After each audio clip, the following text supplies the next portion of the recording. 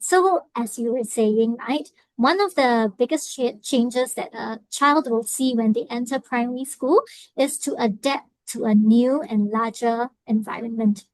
So primary schools, they're just so much bigger than kindergartens, and they have all these multiple classrooms, activity areas that a child really needs to learn how to navigate. So from, let's say they might have an art classroom and then they have to go back to their main classroom. All of these things are things that your child will have to learn. And even within the classroom setting, it's also many, many changes for your child. So unlike in kindergarten, the classroom setting is a lot more close, so your child is always really near to a teacher at all times. Whereas in the primary school, the class sizes are much bigger. Your child might be physically really far away from the teacher. And what happens is there can be a level of fear or uh, that your child might feel, in maybe in approaching their teacher. So that's something that they would have to navigate. And additionally, like we talked about, class sizes, they're really big. So it's actually harder for some children to form friendships, whereas in a smaller group in kindergarten, it's easier for them to make friends. And another thing that's actually quite different is the learning styles in kindergarten versus primary schools. So in kindergarten, there's a lot of collaborative learning. They have time for a lot of play for children to form these deep relationships when they're playing together. But in primary school, it's a little bit different. There's not a lot of time for that. And the time that they have to make friends really is during recess, but it's unsupervised. It's just, okay, go and make a friend. So I think that's also one concern that we have for that students might have during that transition from kindergarten to primary one. Yeah. And Yeah, emotionally, don't forget, for recess time, they also have to go and buy food, have their meal. So yeah, exactly.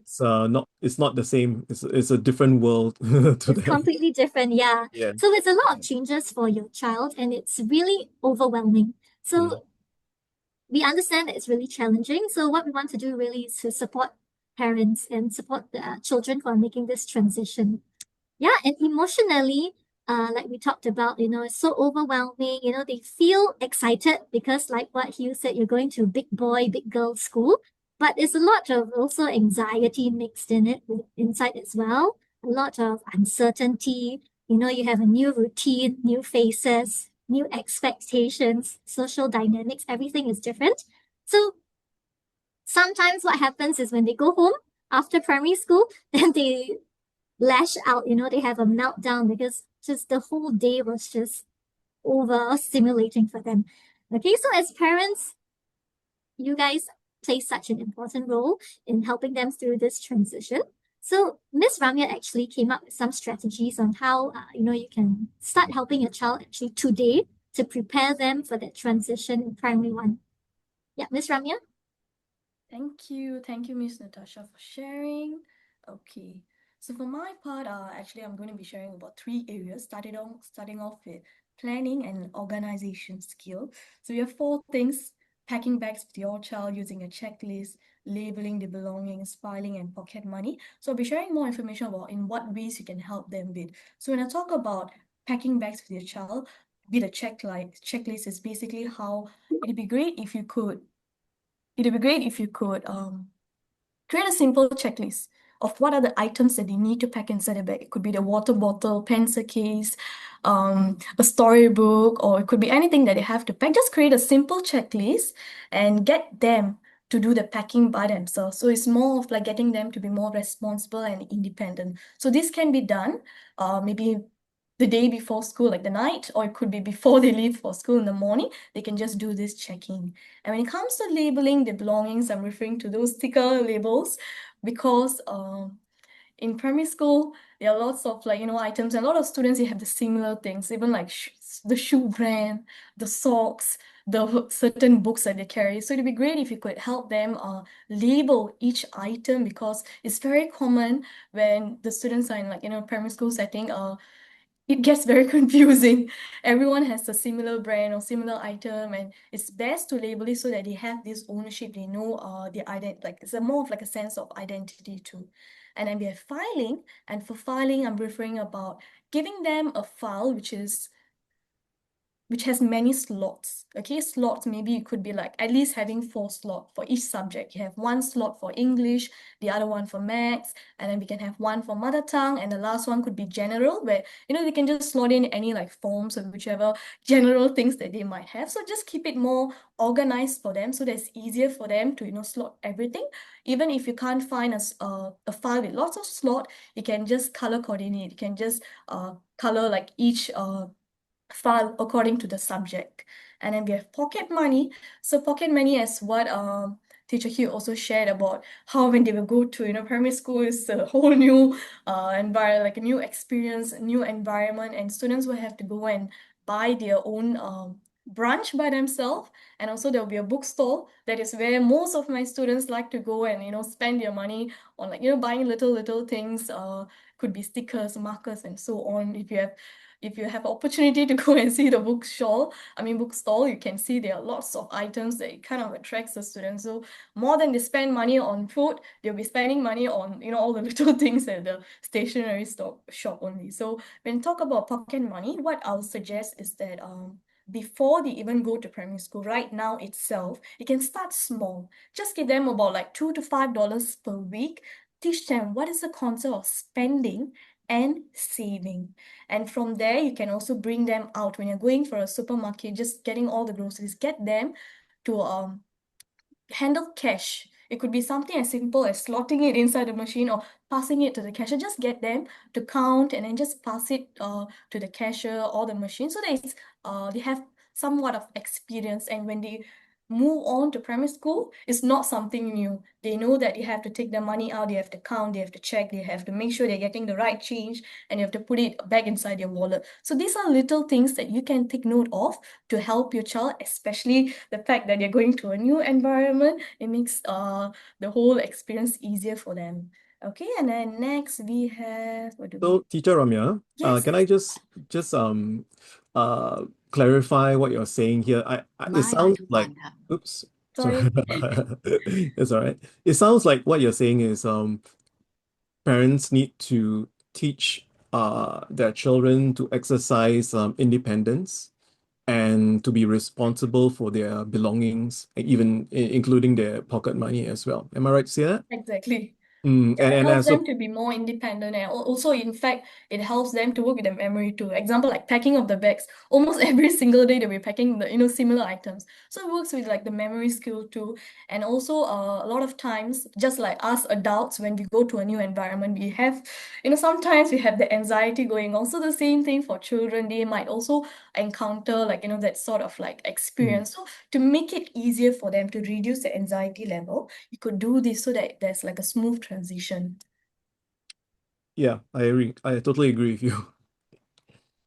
Okay, and next we have time management. So for time management, we have schedule, tell time, and routine. So when I talk about schedule, it's more of creating like a simple, like a timetable from Monday to Sunday. What is your child doing? Get it like, printed in like a piece of paper. It could be using like a Word doc, or it could be anything like online. I think now there are lots of platforms that we could use, or even AI, you make use of that to create like a simple timetable from Monday to Sunday. What are the things that your child is doing, so that your child also knows exactly what to expect? They don't have to keep on coming to you and asking, mommy, what are we going to do next, or what are we doing on like Saturday, or what are we doing on Wednesday? To reduce that, you could actually create like a simple timetable and make it visible for them. You can paste it on like maybe on the wall in the bedroom, or it could be laying it on like their study table. Make it visible, add some pictures too, so that it's not too wordy and it's easier for them to understand each of the word too. Okay, and then about tell time, it's more of, you can start off with actually getting them to wear not a digital clock, digital watch or a smart watch.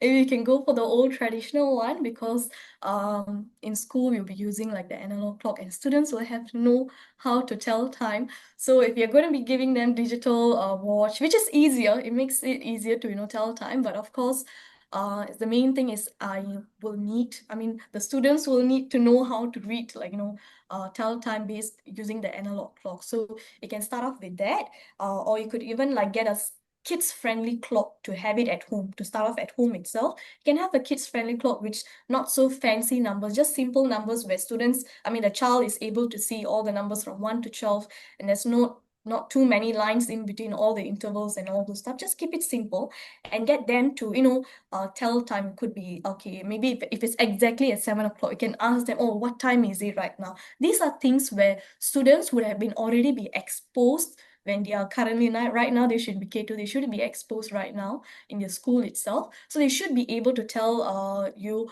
what time is it. Okay, it could be even like 7:30, 8:30, just those simple ones, not too in-depth where it's like 7:32. They wouldn't be able to do it, but of course if they are, good for them. But just get them to do the basic time check. And also you can play simple games to make it more fun. Like example, if you have like a structured timing, like example 8 o'clock is maybe their rest time, they have to go to and sleep. So what you could ask them is you can get them to tell the time, and also get them to tell you what exactly they're supposed to do at 8 o'clock. So you can just make it more fun rather than us saying, okay, it's time for you to go and sleep, you should go and sleep now, and all those stuff. So you can involve them in this kind of like little conversation to also check if they are able to tell time. And we have routines, and routines, I'm talking about consistent routines where you do not change the flow. If every day they're going to be waking up at like 8 maybe earlier, like 6 o'clock or some other timing, just keep it like to the same structure. In the morning, what time they wake up, what time do they leave the house, what time do they have their lunch, dinner, nap time, study time. Just keep it structured so that it's not too messy for them. And when there's a structure, when there's a routine, it's easier for them to do whatever task they're supposed to do at home. At the same time, when they go to P1 and they're going to a primary school, the same thing works there. It's like a routine. Every Monday they're doing the same thing. Tuesday will be similar, to all the days will be similar, but of course the subjects will just change. So this is what I'm referring about the routine check. And lastly, we have task initiation, which is about checklists and homework. So when I'm talking about checklists, it's more of little tasks. It doesn't have to be about studies, okay? It's not about you have to do homework at like, you have English homework, you have maths homework, or Chinese homework, and all those. Like, it could be any task. It could be any task, maybe running errands, like you have, or house chores. You have to fold the clothes, you have to, maybe wash the dishes, or it could be watering the plants. Just simple tasks, very, very basic, something that they're able to do. Get them to write it by themselves, and they can just add a circle right beside it. And each time they complete it, get them to put a smiley face, put a tick, a cross, or slash it, whichever that works for them. Get them to start off with just simple checklists. And when a child is able to do this, it sort of gives them the confidence, and it gives this sense of accomplishment that they are doing something. And then it helps them to just continue to do more. And the doing more helps them with the whole primary school life till the end, until whenever they are like, even till they're working as an adult too, just to do more things. And each time they do it, the easier it is for them. And for homework, what is important is that keeping like a structured timing, just like the routine. If a particular, like example, 5 p.m. is going to be the homework time, stick it to that. And when you're sticking to that, make sure the students are given, the child is given like a proper environment where it's quiet, the table level is just nice, and it's not too comfortable, because if it's too comfortable, they will be just lying down, just resting, and then sometimes they will zone out, especially if there's TV going on, or if there's any other extra noise coming on from someone's phone and all this. So keep it very neat for them, structured.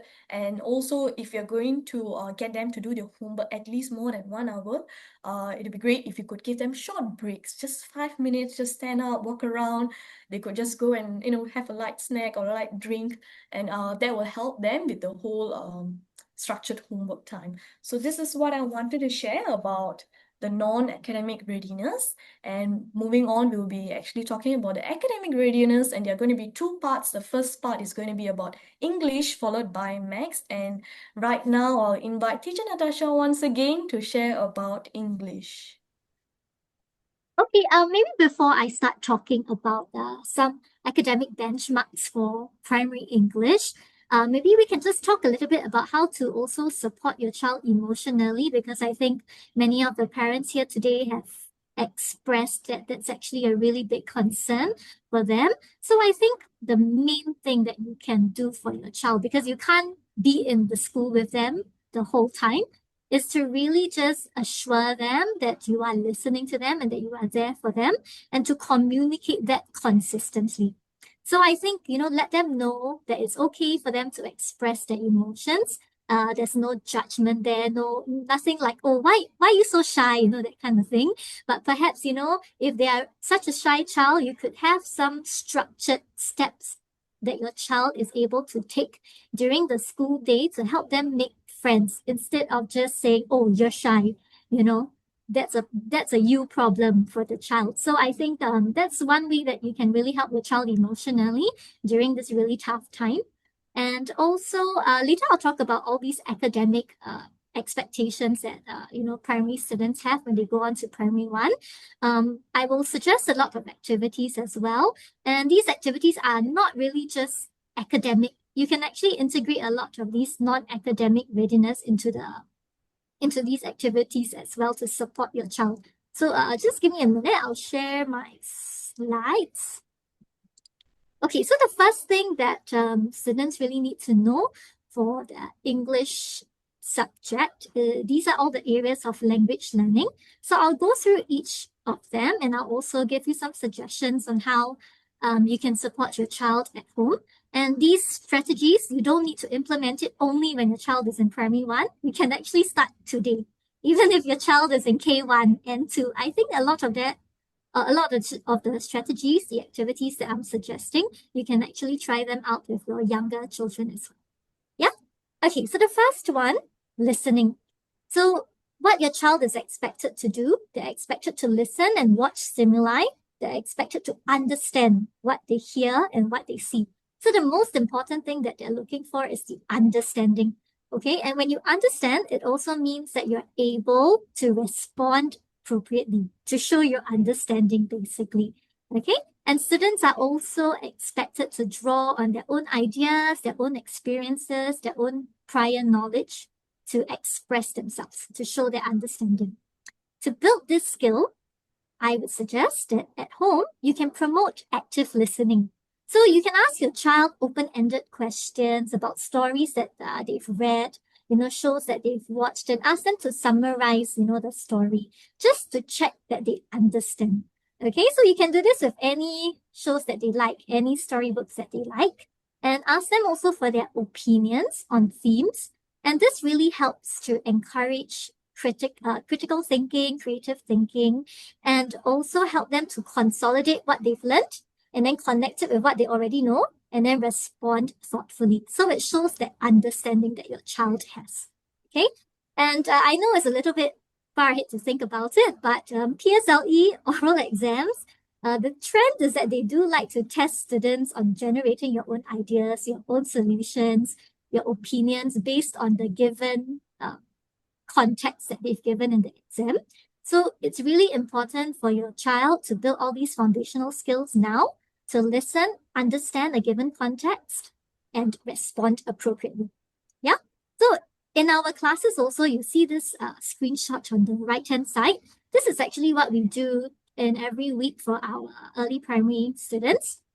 We have this Develop Your Voice segment where students are encouraged to express their opinions on the various topics and themes that we cover.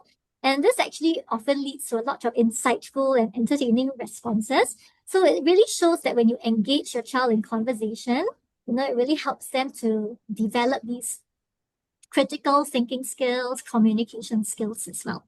Yeah. And the next one is on reading. So of course, when your child goes to school, there's a lot of emphasis and also a lot of anxiety placed on parents, that the child needs to learn to read and to be able to read. Okay. But I would say that reading, yes, it's reading like blending and putting the sounds together. It's also understanding the text that they have read. So like what we talked about earlier. Okay, so they would have to use a lot of contextual clues and their prior knowledge to make sense of what they're reading. Okay, and for the academic side of things, this forms the basis of the reading comprehension component, and they really need to read to understand. And before they learn to read to understand, they have to learn how to read properly first. So I think kindergarten students, parents with students who are in kindergarten, this is quite a big thing for you guys. So I have some strategies that you can actually try out at home now to help your child read. Okay. So my first and most effective strategy is to incorporate games.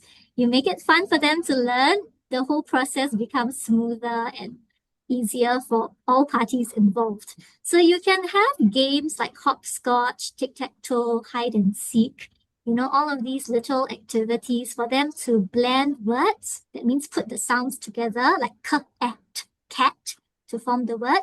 You can also use all these games to learn how to read and recognize sight words. Okay, so these are really, really helpful. And in our class, we also do a lot of these games with the students. So on the right-hand side, you actually see one of my students, Gohan, and he's actually learning sight words through a game with little toy cars and parking them to the sight words to read them. Yep. And the second one is to encourage your child to develop a reading habit. Now, parents always ask me, what books do you recommend? And I always tell them, just anything, any topic that your child is interested in. They like dinosaurs? Okay, let's go to the library and find books about dinosaurs. They like trains? Okay, we'll go and find a book about trains. If they like it, they will read it. Yeah, as simple as that. Okay, now reading is really powerful. It will increase their exposure to decodable words and sight words, help them to practice their blending and their recognition. And overall, it will just help them to improve their reading accuracy. So reading is a really good habit for them to have right now. And next one is to promote active reading. So to go beyond just reading words, you ask questions about the plot, you invite them to share their thoughts, get them to predict what might happen next using the clues from the story. So this is very helpful for comprehension in primary one because they like to ask students questions like, oh, how did the character feel and why do you think that they felt this way? That type of questions. So this actually helps to scaffold your child to answer those questions. Okay, the next one for speaking. Basically what they're looking for is for your child to speak fluently, speak eloquently, and represent their ideas coherently. Okay, so to get your child to speak confidently and eloquently, you just need to get them to practice. Practice makes perfect. Okay, so read aloud from their storybooks, put on plays at home. I know sometimes kids might even be shy at home, even in front of their own family members. That's okay. So you make it a family event. So it's not just centered on your child, which maybe might be very overwhelming, very pressurizing for them. So make it a family activity then. You can even model how to read fluently and expressively because we cannot assume that the child knows how happy character sounds. So you do have to do a lot of modeling for your child to show them, then they can mirror you and express accordingly. Yeah. So, Ms. Natasha, are you saying that parents should read to their children? Yes, I think it's also very helpful. I know earlier I said that the kids should also be reading, but when you read, it also shows your child that this is something that this is a normal habit. Everybody does it. So it also reflects to them that it's a good habit to have.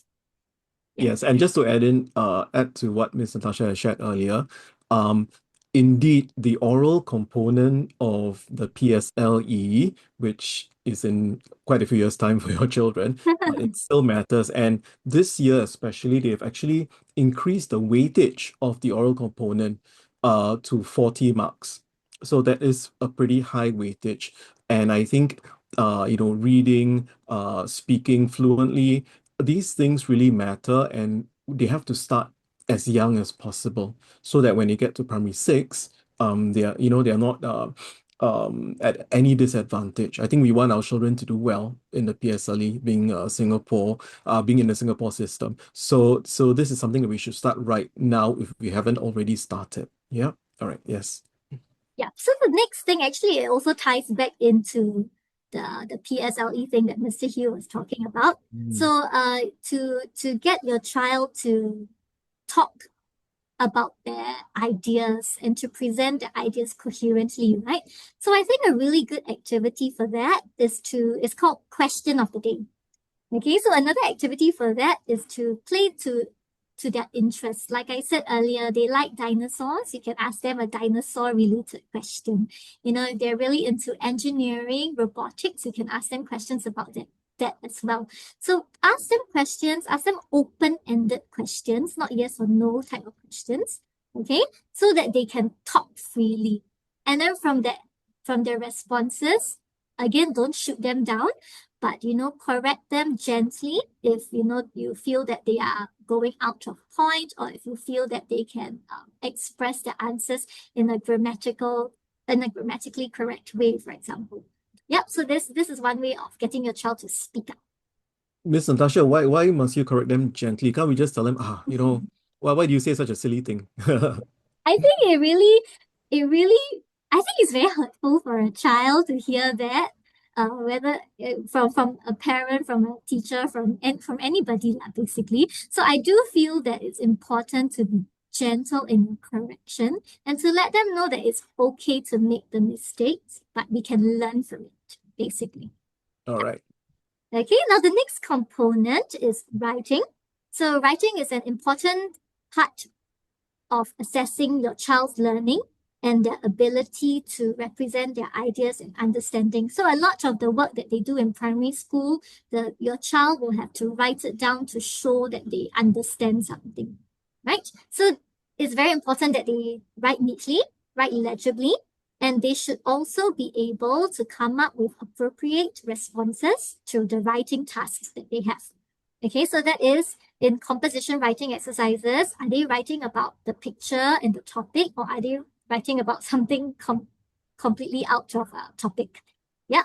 And there is also an element of independence when your child is in primary school.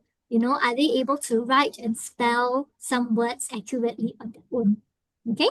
So for handwriting, let's start with handwriting first.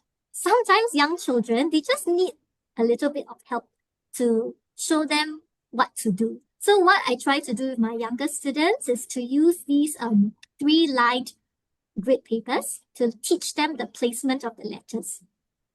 Yep. And you can always make it fun again because they're very young. So I always tell them, oh, don't let your letters fly to the sky. Make sure that they're all sitting on the line. So you say these things so that, it helps them to visualize, they understand what you mean, and then they can implement, they can do it. Yeah. And another thing is, you can remind them about finger spacing. So in that picture, you see, again, Gohan. He's doing his finger spacing very well there. So all of these things are things that you actually need to teach your child. You can't expect them to know just on their own. And I it's think also the primary one teachers will also not give each child the time and support, especially when it comes to handwriting.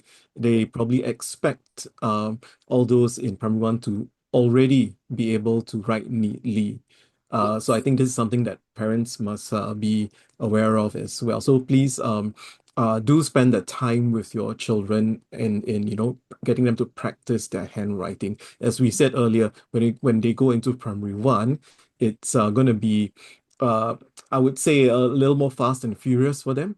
So teachers need to cover the syllabus, and it'll be different subjects and all that going on. So these basic skills, they are pretty much expected to already know. Yeah.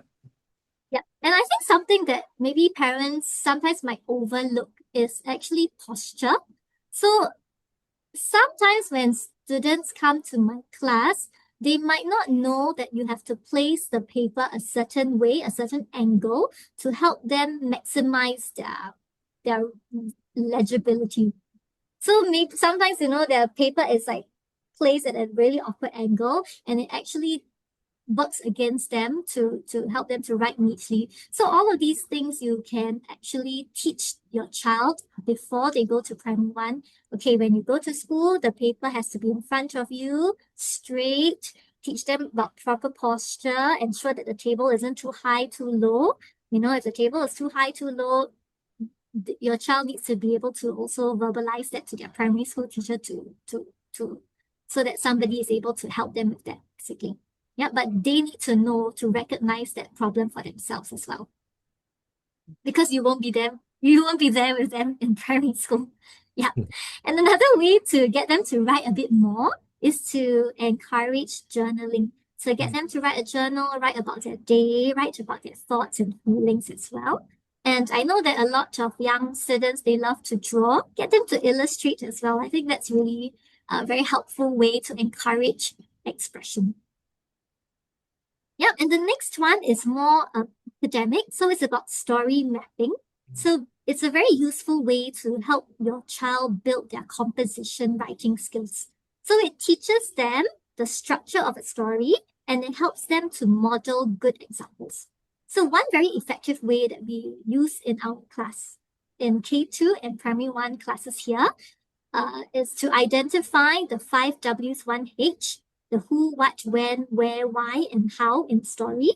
And this actually mirrors what they also do in most primary schools. I think I can say that. Yep. Yeah. So it really helps them to structure and develop their stories effectively when they have to write independently. Okay. And the last one is for independence. And these are actually dictation exercises. It's very good to build your child's confidence in spelling and in their sight word recall.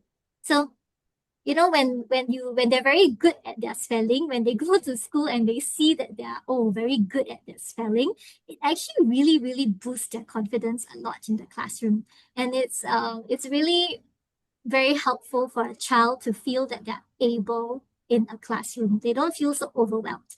So, I mean, just to give you an example, today in my primary 1 class, one of the students told me that her dad calls her a spelling bee, because she always gets full marks for her spelling. And previously, her spelling wasn't really very strong, but she's really worked very hard to get to this stage. And I can see that her confidence in the class has grown a lot as well. Like she's answering a lot of questions. Even if she doesn't get the correct answer, it's okay, you know, but she's participating really actively. So this self-assurance is actually really important for a young child. And what you can do is to help them practice at home so that they're able to do that in the classroom on their own. Yep. And the next one is on grammar. So grammar is really essential. It's an essential foundation in English. And students need to apply correct grammar in both their written and spoken word. And parents, you know, always ask, how do I teach grammar at home? So again, a very simple way to do that is to model proper grammar in your daily conversations and then to gently correct your child in real time. So don't wait until like an hour later and then you say, oh yeah, you know, it should be and not you know, that sort of a thing. You have to correct your child in real time and you encourage them to repeat the sentence again correctly. Okay, so grammar rules, you know, they can feel really static. So again, incorporate games. So that's a really great way to make learning very engaging.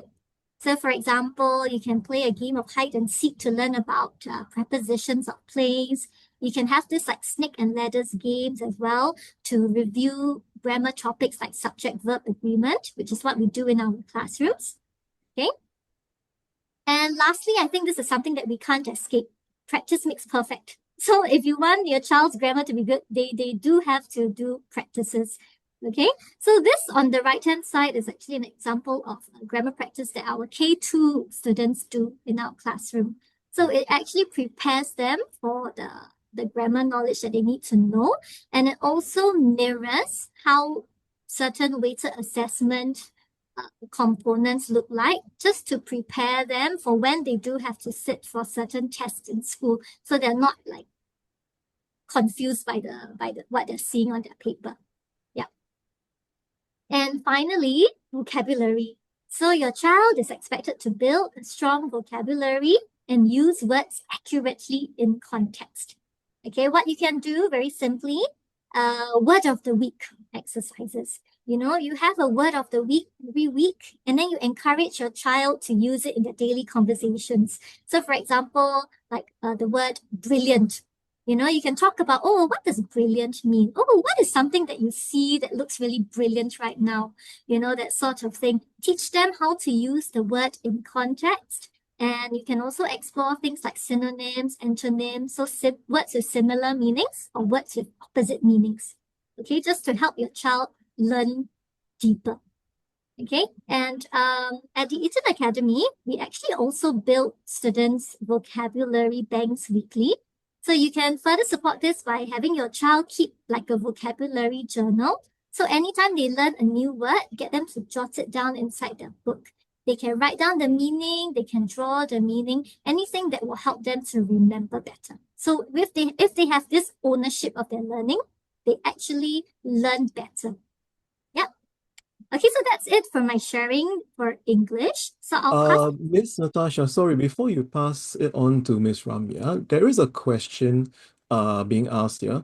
And the question is, how do you use games to improve reading? How do you incorporate word recognition in game form? Maybe you can just share an example of what we do. Okay, so how do we use games for reading? When we talk about like sight, we talk about recognition of words, right? So I am assuming you mean sight word recognition. Mhm.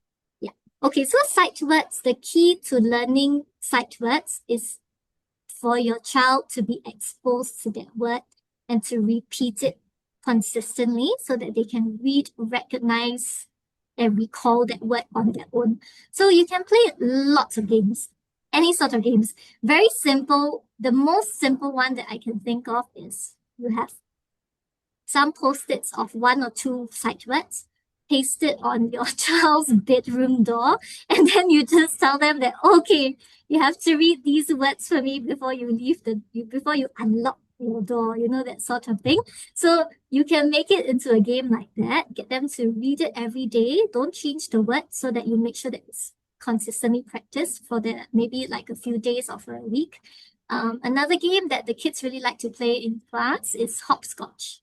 So I will choose maybe about 2 to 3 words, arrange it in a hopscotch manner, and then they have to hop on the word and read it out loud for me.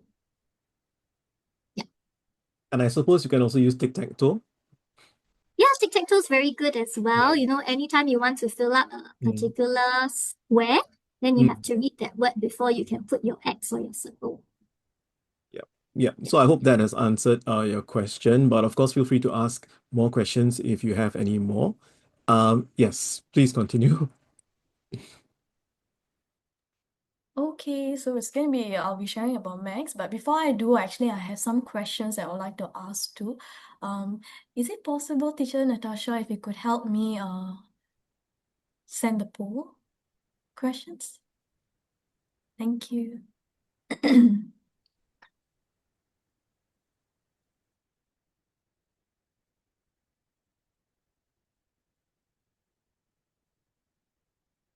Mm.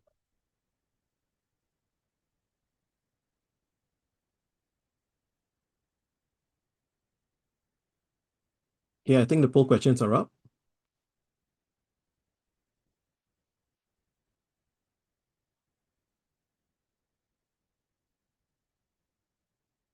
So I see 4 questions there.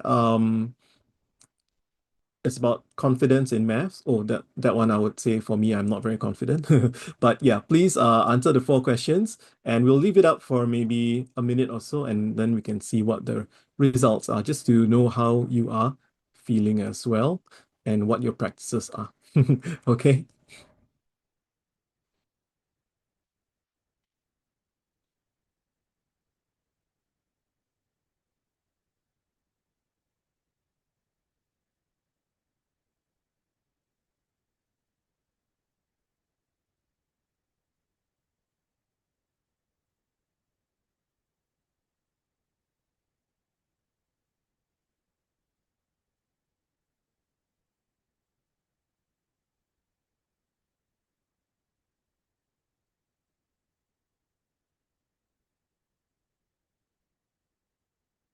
Okay, I think Miss Natasha, we can close the poll.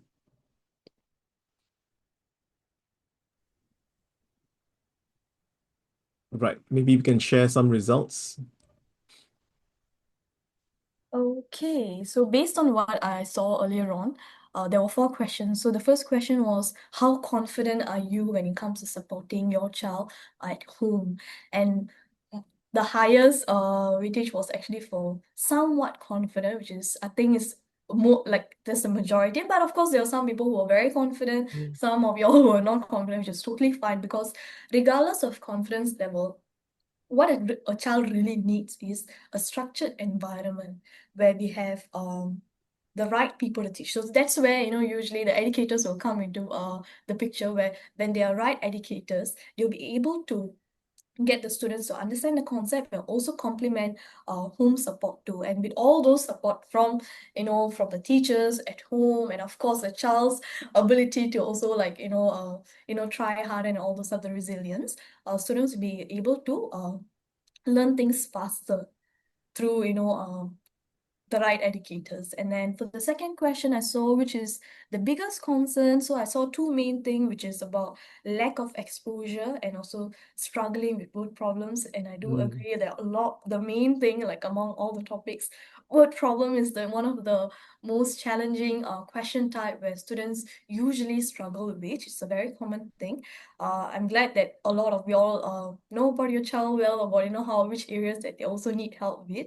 So this is where at the Eton Academy we have our curriculum team. This curriculum team actually produces a curriculum, the lessons and all those extra homework, whatever that we are actually giving to the students is actually created by them, and they usually align all the questions based on the MOE syllabus. So whatever is there to the public in their website, use that, and we will usually create question. And of course, there are different types of question to help students with different abilities. So we have the one which is the basic, and then for students who need more challenging questions, we also have more challenging questions. And of course, if your child needs to work on, the foundation area, we also do support them with like, such questions to, get them to keep moving. And then the third question was about which part. Yeah, so for this again, it's word problem, and I think as I shared, this is a very common thing. It's mainly, a lot of times it's to do with the reading. Sometimes it's to do with the drawing of the model, because there are so many different types of model. By the time they reach P6, it's uncountable. There's a lot of models, and students have to exactly look at the right keywords to know which model they are supposed to draw. And from there are lots of operations that students will have to use. Operation in the sense means like, those times, divide, plus, minus. So that's what we call by operation. So they will have to use so many different things, so it can get confusing. And only with exposure to such question, lots of practice, as what teacher Natasha also shared, practice makes perfect. A child will need to continuously practice with, of course, the basics, and of course, according to their progress, it will just increase higher and higher. The more they practice, the easier it is to identify what type of question is it, what type of model are we supposed to draw, what operation, which formula that we are supposed to use. Because even if they're P1, there are some formulas. So I think right now in the K2, one of the most common one, which I believe you all should be aware of, should be part plus part equals to whole, or whole minus part equals to part. So even this is a formula. It's a very basic one to get them to understand about addition, subtraction, number bond, and so on. And the last question is, how often do you revise max topics with your child? And let me see, what did I occasionally, at least from what I saw, occasionally, which I do understand, because adulting is not easy. There's lots of things, parenting going on, adulting going on. So there's lots of things where we have to take note of when it comes to, spending time with the child and getting them to work. And I think that's the reason why I believe all of you are here too, to understand what is the whole structure is like, from, progressing from K2 to P1. And I think at the Eton Academy, we do provide all the necessary like content where it will help your child to, develop their math skills. So I'll start off with the first one. I mean, there are 3 areas. We have whole numbers, measurement, and geometry, and statistics. So what do we have here? Okay, so there are 4 parts. We have numbers to 100, addition and subtraction, multiplication, division, and money. So when I talk about numbers to 100, I'm talking about being able to count the number and being able to read and write numbers in numeral form and word form. And then we also have comparing of objects. And then we have patterning. So right now for K2, they would have learned like, the A-B pattern, A-B pattern, and all those stuff. So this patterning pattern I'm talking about is, it could be +2. Each time you have the +2 from a number, or it could be minus.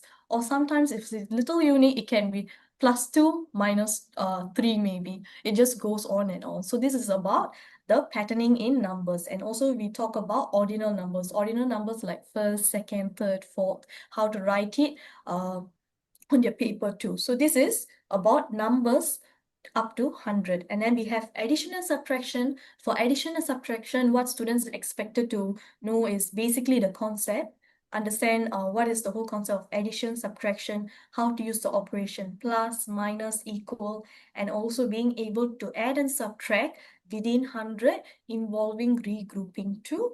And we have mental calculation too. There are lots of things where students have to, which is under their P1 syllabus. And when I'm talking about whatever that I'm sharing right now, these are things where students will be learning gradually, and of course by the end of the term they will know, end of like the P1 term, they will know every single thing. So if your child doesn't know whatever that I'm sharing, it is meant to be like that, okay? If they do not have to know every single thing. So it's more of, I'm just sharing with you what are the things that they will be learning. And then we have multiplication and division. For multiplication and division, it's more of the concept of what is multiplication, which is repeated addition. Division is repeated subtraction. And then we also have the usage of the operation times and being able to multiply within 40 and being able to divide within 20. And last, we have money, and money is more of counting the money, the dollars and the cents. So how could you help your child support them is basically when you go for shopping. We always go and shop lots of things. When you go for shopping, get your child to do counting. It could be just counting of, fruits. It could be like counting of like maybe apples. If you're going to grab like 5 apples, you can get your child to just count the 5 apples and put it inside the plastic bag or inside the basket. Or even when it comes to reading, what is the price of like 5 apples? You can get them involved in this kind of simple activities so that they can be exposed to all these real life situations. It's easier for them to understand when it comes to their paperwork too. And then when it comes to counting, we could use our fingers. It could be number line or max manipulative. And when it comes to fingers, I'm not referring to 3 plus 5, and then you have to go one by one and count it's 8. It's more of counting on. So you remember the greater number in your head, like 5, 3 in your fingers, what comes after 5, 6, 7, 8. And this is how we can speed up their counting. And this kind of simple numbers, after a certain point, students, it works more like a mental calculation. It will be easier for them to catch that. And then we have supertise, which is basically being able to compare without even really counting it. So just by looking at it, students who should be able to know what is the number and see which one is more, which one is less. And we have a board game, just like how teacher Natasha shared about the snakes and ladder game, about the moving of the token and all this. So something similar, even a simple snake and ladder can actually help them. The addition and subtraction, when they roll the dice and they move to a certain number, that is addition, counting forward. When they get bitten by maybe like a snake, that is subtraction. You have to go they'll get lower to a different number. So this is where you can bring in board games to help them with the whole number, get them to develop their number sense. And next we have measurement and geometry. And for this part, we have measuring length is cm, being able to compare and order lengths in cm, and being able to measure and draw a line segment. For example, if the questions would be like draw a line which is 5 cm long. Students will have to, a child will have to know how to hold the ruler, at which point they have to exactly start and at which point they will have to stop. So these are things where they will have to know when it comes to length. And for time, is more of telling time to 5 minutes using AM, PM, hour, minutes, and so on. So it'd be great if, as I shared, sticking to the old traditional watch would be much more better to get them to work on their practice rather than using like a digital watch. Although I'm wearing a digital watch, I should be changing to so that I also can make sure that I wouldn't forget how to use the actual clock. And then we have our 2D shapes, and for 2D shapes it's more of identifying, naming, and describing. So the basic shapes like rectangle, square, triangle, circle, half circle, quarter circle, and knowing how to forming 2D figures using these shapes. Okay, and one more part about 2D shapes is that although it might seem quite simple, to make it more challenging, there's this type of question type where you have to transfer a figure into it could be a square grid or it could be a dot grid. So there'll be already like a figure, like maybe it could look like a house. Students will have to count exactly and put an X mark, and then they will have to draw it. So this is something where it involves lots of thinking and counting too. And that's what I wanted to share about the expectation. And to support your child, what you could do is that get them to have a sense of time, which is a common thing. Usually students do not have or do not know what is the actual duration of 1 minute or 2 minutes and all those stuff. So it'd be great when you are giving them a time, like, okay, in 5 minutes, you're going to pack your things and you're going to go to bed. Sometimes us adults, what we do is that although it's 5 minutes, within 3 minutes, we'll say 5 minutes is over. Or even if it's 5 minutes, after 10 minutes, maybe we are busy doing something. It's okay, 5 minutes is over, but the actual timing could be longer or shorter. So whatever time that we're saying, keep it to the timing. So how can we do that? You can use your phone timer, or it could be just a clock timer. Just use that so that students get the rough understanding of how long is the duration. And also use terms like morning, afternoon, night, tomorrow, yesterday. And when you're even saying little things like it could be lunch is at maybe 12 o'clock or dinner is at 7:30. Get them to know all the timing. It's easier for them to understand, and you can even do like a countdown. So imagine if your child takes very long to brush their teeth. Maybe it could be they're just playing, they're getting distracted. You can give like a timer. Just set a timer for 2 minutes, or you can just give them a simple challenge saying, okay, let's see if you can brush your teeth in 2 minutes, and I can get them to get their work done, get it within 2 minutes, and then once they're done, they can quickly go to the bed already. So this is something where you can just implement to help them get a sense of time. And for measuring, we can use measuring tools like ruler, it could be tapes, it could be the clock, it could be kitchen scale, or even the footstep. All the steps, like our footstep, is not the actual one that we will use, but you can still use it as a way to start off. Since now they're K2, you can just get them to, like, maybe you can ask them, oh, could you count how many footsteps do you need to reach the living room from your bedroom? It could be something simple as that. And then gradually you can bring them, the ruler, go and measure how tall or how long this table is, this chair is. So you can just give them simple tasks like this at home, or it could be even measuring their own height. So if you have those height chart, you can also use that to get them to know about measuring. And then for units of measurement, it's more of you can introduce to them like the terms like centimeters, meters, minute, hours, grams, liters.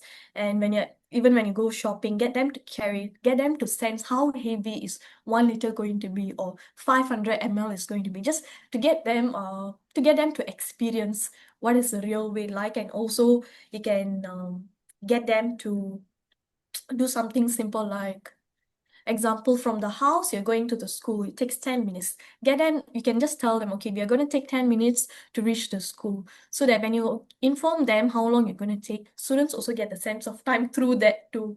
And it's easier for them to understand the whole duration. And it's more of like the practical experience that we want the child to have. And now we have statistics. We are going to be ending soon. We have picture graph, and picture graph is basically how the data is just transferred into a picture format. It's really very simple, and usually there's a scale too. And as you grow older, the scale will get a little bit more challenging. And for this, how you could help is that you could create something more fun and meaningful. Like you could do like a survey. You can get your child, like, especially if there's a family gathering, Chinese New Year, or whichever gathering, it could be a birthday gathering. You can just ask them like a simple question. Can give them an option. Get them to walk around, like, the space, and interview everyone to know which fruit do they like. the most. It could be like, it could be apple or grapes, which one they like better, kind of a thing. So get them to collect the data. Once you've collected the data, get them to transfer those data into a picture graph. So it's basically drawing of the apple, knowing which one is longer, which one is shorter, and all the stuff. You can use this, or even you can get them to count the number of toys or books or clothes that they have. Even if you don't have to go for any gathering, you can use the items at home to do this too. Or it could be even tracking of the weather or what colors are around us. You can also do that to help them with the picture graph, and also get them to understand that there are graphs everywhere, like our weather chart, calendar, bus schedule, even at certain shop, certain bestsellers. Can get them to explain or you could also explain what is the definition of bestseller. How do they get the information from? It's basically, bestseller means that a lot of people are buying this particular food from a store. So get them to understand just real life scenarios, and also use the terms like most, more than, greater than, less than, fewer than, so that it can actually develop on their max language skill. So this is where we have some difference comparison. Some of the words that I mentioned earlier is basically the comparison, and we also have blank groups of. What does groups of actually mean? And you can bring in formulas to, like, for example, for this, we have to know how many apples are there in total. We have to take the number of groups times how many are there in each group. So it will be 4 times 5, which equals to 20. Yes, so we can do this with them, and just get them to do the formula. And then at the Eton Academy, what we actually do is that we start off with the basic, which we follow the CPA approach. CPA approach is actually developed by this famous psychologist. His name is Jerome Brunet. He's actually the one who came up with this approach, and it's very simple. We start off with concrete, which is basically hands-on learning, using physical objects to explore math. That's where the manipulative comes in. And here we have so many manipulatives for each topic. It's easier for students to understand the basic part. And once you have finished with this, we move on to the visual learning, which is the pictorial, where there are lots of pictures. And from the pictures, students move on to the last stage, which is the abstract, which is the main part. That is how the questions are going to be structured. There's going to be words, there's going to be operations, there's going to be formulas, and also lots of numbers. It's not very easy as compared to, concrete and pictorial. So it's always concrete, pictorial, then it will be abstract. And at the Eton Academy, we also have early exposure to foundational skills. So this is what I meant by addition algorithm. Is knowing what is the ones place, tens place, which place value do we start with. And on the other hand, we also have multiplication, knowing the number of groups, how many are there in each group, and also the formula, which is group times each equals to total. And we also call it as the GET in short form. And not just that, we also cover the multiple choice questions, short answers, and word problem. So among all of these, word problem is the one which has the highest weightage. Lots of marks is dedicated for this particular section, which is section C. And the reason why, as I shared earlier, why students struggle is mainly because of the reading and understanding the question. And if students start off with concrete, pictorial, and move on to abstract, it's easier for them. There's a flow. And when there's a flow, this type of word problem should be easy peasy lemon squeezy for them. Okay, and yes, I'm actually done with sharing about all, some parts about what students are expected to know, or what you could actually try at home. And if you have any questions, you can always ask. And this is what I Actually, Ms. wanted. Ramya, there are a couple of questions here, Yeah, so sure, maybe sure. we can address them Can. first. There's one that came in a bit earlier. It's about will primary one students be expected to learn multiplication and division? Okay. So yes, from what I understand, please correct me if I'm wrong. At the start of the year when they go into primary one, maybe not so, but later in the year, these concepts will be introduced, and I suppose having a leg up in this would really help if they are already familiar with those concepts even before they learn it in school. That will really bolster their confidence. Yeah, Ms. Ramya, would you like to add anything to that? Yeah, I mean, I do agree. Like, it's usually it'll start like maybe like the Mm, term one, term two, depending on the school too. mm, So even when they're in K2, sometimes certain schools they do expose them to, the basic of multiplication and division. And according to our syllabus, what students are actually supposed to know for the multiplication is basically uh, multiplying within 40 and dividing within 20. So these are quite simple, and as what you have shared and what I've shared, usually it starts like term two onwards, and there's like a flow too. And for parents, what I will suggest is that when you're learning about multiplication, you can start off with the basics, which is 1 times table, 2 times table, 5 times table, 10 times table. All of this is just 1, 2, 3, 4 for 1 times table, and 2, 5, 10 is just skip counting. This is something they would have already learned in kindergarten already. So it's easier for them to learn. Once they've done these three numbers, you can move on to like numbers like 9 times table, because 9 times table, there's actually a pattern only. And then you can move on to the other like, times table. And once the students are able to work on the multiplication, the division just comes together with it. So this is what I wanted to share about some tips where you can start off with. Is there any right. questions you'd like to ask? Yes, another one about math. I think someone is quite amazed that at primary one they're already learning about statistics. I think statistics is such a big word, isn't it? Yeah, yeah. Yeah. It's So, just yes, please. Yeah, I mean, the word itself may seem like, it's like a big word, but actually it's just picture graph. So picture Mm, graph, let me show you like an example. I think I had one in front. Oh, okay, here it is. Do you see over here? This is basically how the picture graph will look mm, like. So we have the names, the number of apples, and then they'll tell mm. you the scale. Each apple stands for one apple. So this is just a very, very basic form of picture graph that I'm actually referring about. So this is what you could even do at home too. So whatever data that they're collecting, they can actually, create a simple table, write the names, or it could be like, fruit mean, it can be like apple, grapes, get them to draw how many people, they can draw like a stick man, how many humans like to eat apples, or Mm. how many humans like to draw like light grapes kind of thing. So it's really very basic. Although the word may sound like, it's really very big and all those stuff, it's quite simple.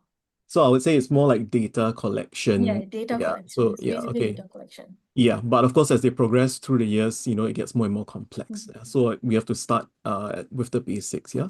Okay, I have a couple more questions here. Okay, the next question is asking about Eton Academy and how we are different from the other centers in the market. So, well, I think we take great pride at the Eton Academy to say that we are different. We are aligned to MOE, just like every other center you would probably go to. However, our approach is actually quite different. We always seek to get the students to understand before they actually practice. And I think that's very important because if they don't understand the concepts well, they will not be able to adapt to the different types of questions or the different types of scenarios that they might encounter, especially as they go up in levels. I think things get a little more difficult. And I think Miss Romero mentioned about word problems and such. So they must know how to adapt and change their approach according to the different scenarios. Yeah. Of course, that's a very short explanation. If you really want to come and find out more, please feel free to come to any one of our centers. I'll give you a little more information in a short while about our centers. So please feel free to come, have a look at our curriculum, and you can see for yourself. Okay, because there'll be a totally entire webinar on its own. Okay, so I hope that's good enough for you. Okay, I have one more question here. Oh, Miss Natasha is actually answering. Okay, I'll let her answer that question. Okay. All right. So, um, as as I think that's all the questions we have right now. Can we just look at the next slide? Thank you very much. Okay, so at the Eton Academy, we also have an after-school program called Elevate. All right, so this might be of interest to some of you who are looking for after-school solutions. Seeing as to how many parents nowadays, both of you would be working, and you might need help. Okay, to take care of your children when they, are dismissed from school. So we have this program called Elevate, which is at our different Eton Academy centers. Please find out more. You can scan the QR code right there, and all the information is on our website. So please have a look at what it's there for you. And we have it currently at 4 centers: Sengkang, Canberra, Woodleigh, and there's a new one opening in pretty soon in September, okay, at Mountbatten. Okay, so yeah, all the information is on the website. Please go and have a look. Okay, next slide, please. Thank you. Okay, and as I said, Mountbatten is opening pretty soon. So we will have an experience day where you can come down to the center itself, have a look around, taste the food that the children will be eating for if they join our after school program. Okay, and also if not, just come down and have a look at our curriculum and things like that. Okay, because we will also be showcasing everything on that day itself. Okay, next one, please. Okay, and yes, if you scan this code here and type in the promo code webinar, you'll be entitled to a 1-for-1 trial class. So if you still, want to experience, or you're not too sure and you want to experience the classes at the Eton Academy, you can sign up for a trial class. You get another one as a complimentary class as well. Okay, so please do that, and we really hope to see you at one of our centers. Okay, so I think that's all we have for you this evening. And again, if you do have any more questions, we would definitely take your questions. Please, you can fill in the question bar as we exit. If not, thank you very much for joining us, and I just wish you all a very pleasant evening ahead. All right. Okay. Thank you. Thank you. Bye-bye. Bye.